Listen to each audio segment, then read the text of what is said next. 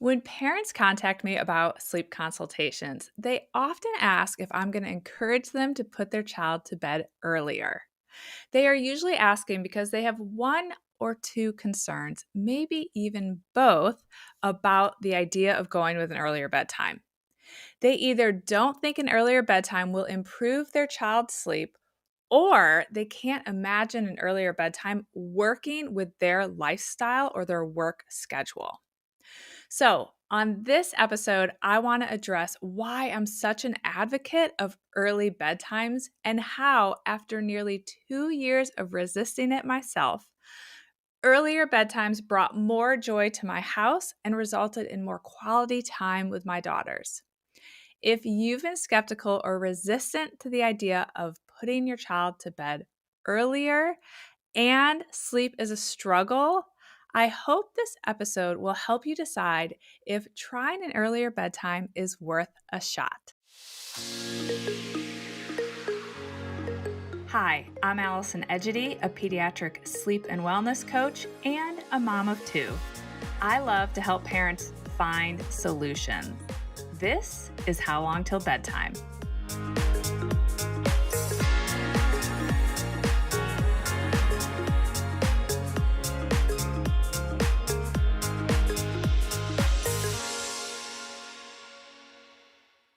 Last week, I was on a consultation call with a mom who has a 12-month-old who has always struggled with his sleep.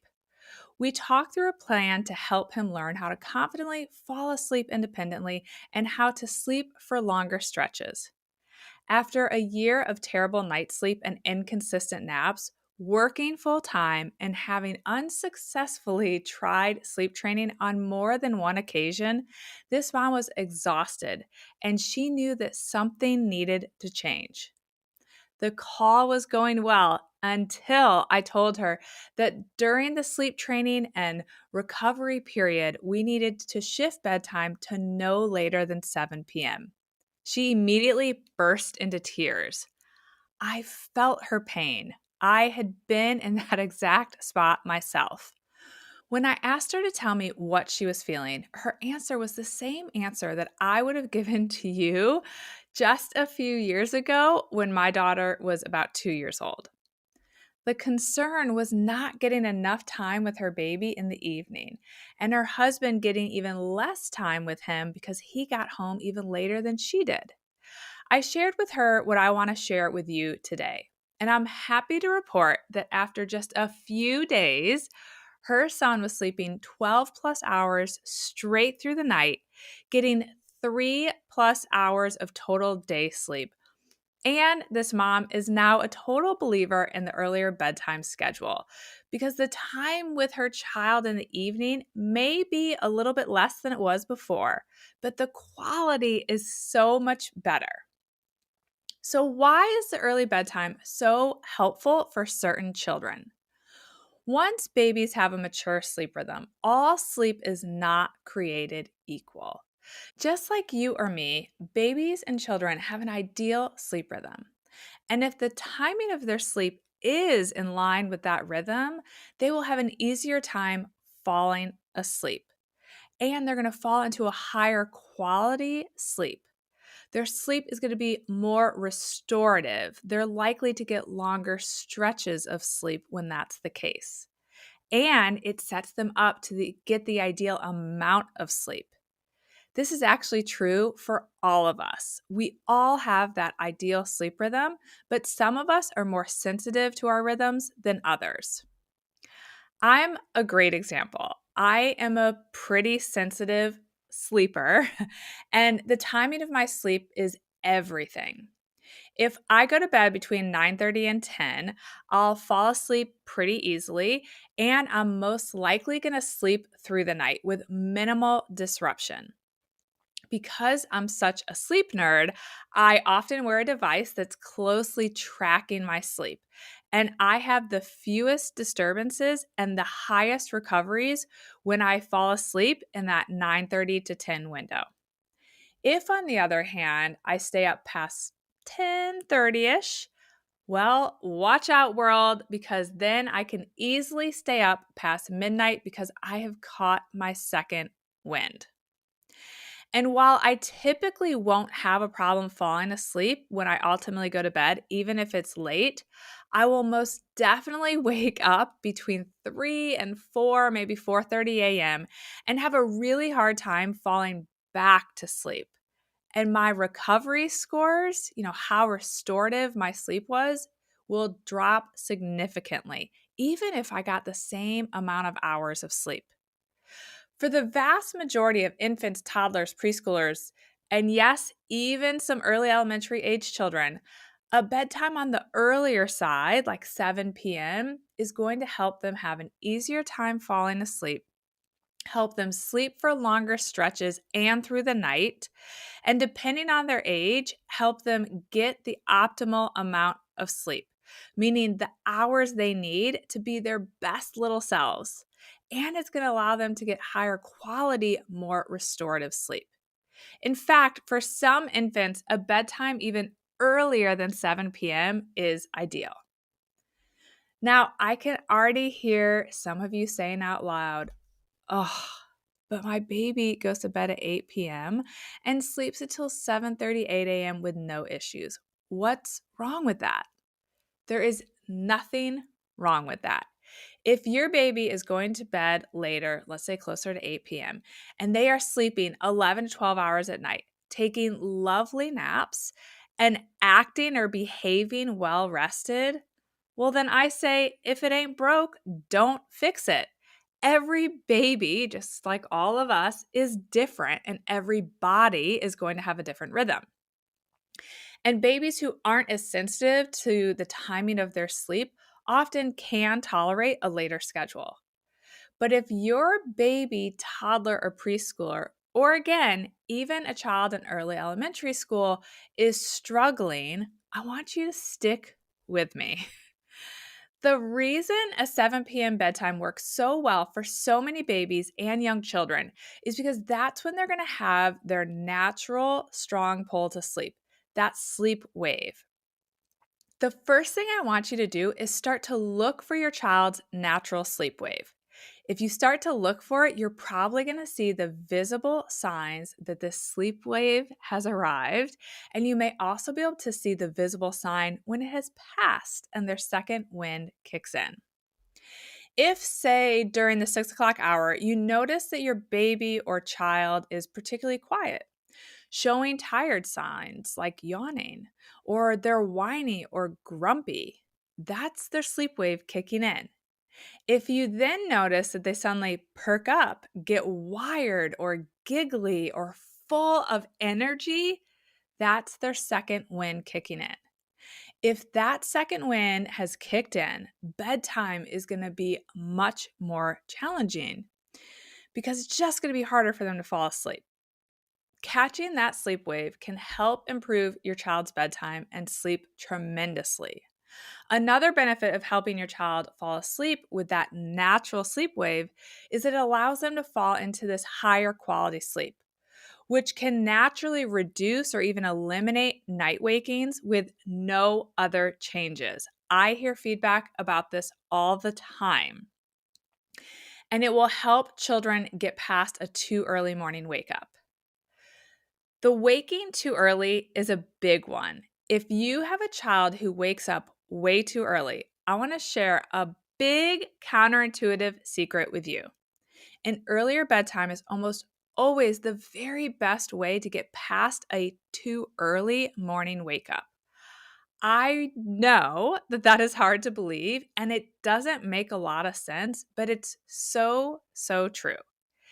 If you have an overtired child or a child who's going to bed later than that ideal bedtime, the one that's in line with their natural sleep rhythm, an earlier bedtime should not equal an earlier morning wake time. That's what we initially want to think. An earlier bedtime should result in your child falling into this higher quality sleep. It results in them getting more hours of sleep because they're in a higher quality sleep that's in alignment with their rhythm.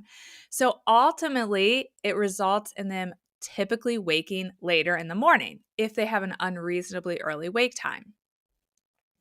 So, what should you do if you're open to the idea of an earlier bedtime, but you work full time and you don't get home until, let's say, 6 p.m., or you have a partner who doesn't get home until later in the evening. Here are a couple things I want you to consider. It is absolutely possible to get home at 6 p.m. and have your baby or young children in bed by 7 p.m. I say this with confidence because until my oldest was 5.5 years old, I would get home with my girls from daycare every day around 6 p.m. And even when my husband was out of town, I could get these two young little babies, toddlers that were 18 months apart. I could get them fed, bathed, and into bed by 7 p.m. Now, were we just relaxing and hanging out? No. I definitely had a structured routine that I followed with them from the moment I walked in the door until the moment I put them to bed. And it took some practice to find that rhythm, to find our evening rhythm. But by committing to that bedtime, my girls slept through the night, woke happy, so that we had a really pleasant morning. They also napped better at daycare and were happy little gals on the weekends because they were more well rested.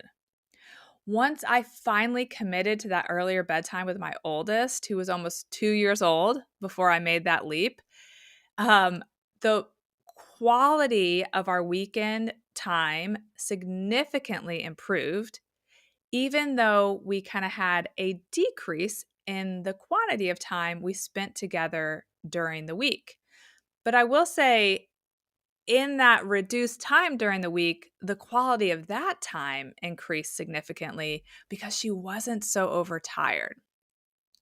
Now, if you have a partner who would be getting home just before this earlier bedtime or right when you should be starting the bedtime routine, be sure that your partner is able to put your little one down to bed without resistance so that they can have that quality time together as well.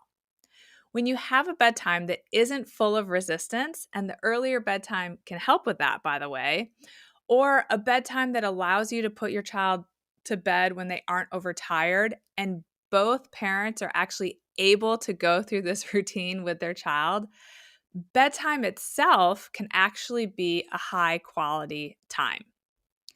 If your partner misses bedtime altogether, have them prioritize quality morning time before work or school or daycare.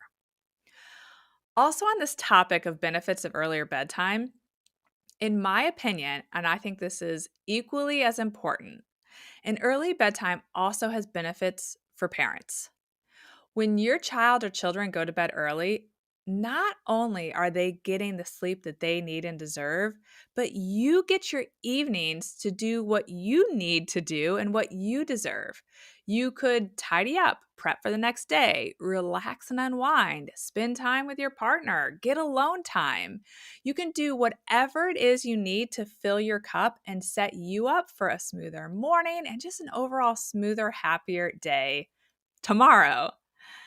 And hopefully, having these evenings to focus on your priorities is going to allow you to go to bed on time, a reasonable amount of time that allows you to get the sleep you need. And I cannot tell you how many times parents come back to me after they've started the earlier bedtime and told me that it's impacted their own well being as much as it impacted their child's well being in a positive way. And if you stick around and listen to more of my episodes, you're quickly going to learn that I think your health and well being matters just as much as your child's. You matter. And when you're able to take care of yourself, you'll be able to bring the best version of yourself to each day, which makes it a little easier to be the parent that you want to be. Now, I know that some of you are still thinking, nope, nope, nope, nope, nope. This won't help my child sleep.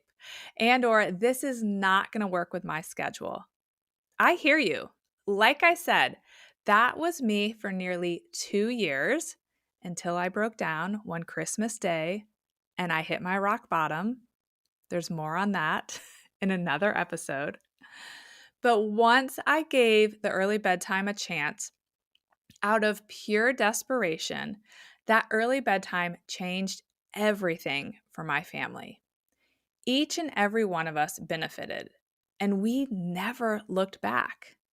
My girls are now 8 and 10 years old, and my oldest, who's in pre-puberty, is going to bed around 8:30, 8:45, and sometimes earlier, and my 8-year-old is going to bed between 7 and 7:30, sometimes earlier. And I can't even tell you, with my older daughter going to bed a bit later now, the shift we've seen, and my husband and I having a little less time to connect at the end of the day and to regroup and plan for our next day just with that shift. And so we missed the days where they both were going to bed at 7, because it really gave us all time to unwind and prepare for the next day. So, if you're still resistant to the idea of an earlier bedtime, I want to leave you with a line from good old Daniel Tiger. Try it, you might like it. Give the early bedtime a try for 2 weeks. You can always go back to what you're doing now if the early bedtime isn't working for you. All right, thanks for joining me today. I hope you'll come back and join me again next week. Bye for now. Thank you for listening to How Long Till Bedtime. To learn how we can work together to improve your child's sleep, please visit sleepandwellnesscoach.com.